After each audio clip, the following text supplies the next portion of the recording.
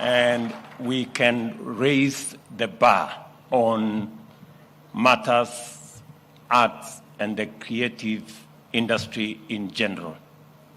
As has been said, what has happened today here has never happened in State House. And I wanted us to begin there so that you begin to appreciate that the creatives are serious business and we treat it as such as the government of Kenya. Going forward, this is not going to be the usual.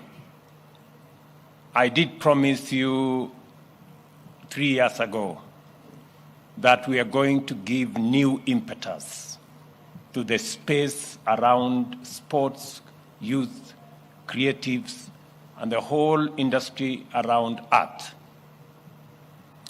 And that's why I am really happy today to preside over the state concert for the finalists of the Kenya National Drama and Film Festival.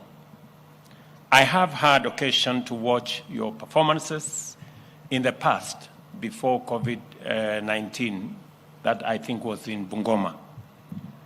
I also did in 2018 and 2019, and I have first-hand experience of the quality of your performances. And I have no doubt in my mind that it is world-class.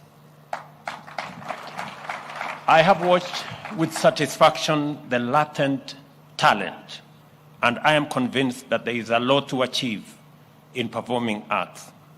I have enjoyed the performance. We have been educated on a lot of pertinent and contemporary issues that continue to affect our society. Drama operates at the level of aesthetics and morality. Some of the themes presented here touch society to the core, and many of the performances here have spoken to very critical aspects of what we are as a society. I listened to the girls from Matuga in Kwale, and they are speaking to the core of what is hurting our nation, especially our young people.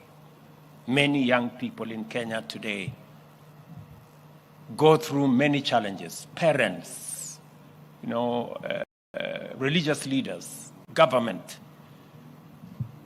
is seized with the real challenge of millions of our young people who get lured into drugs, and we lose talent, we lose opportunity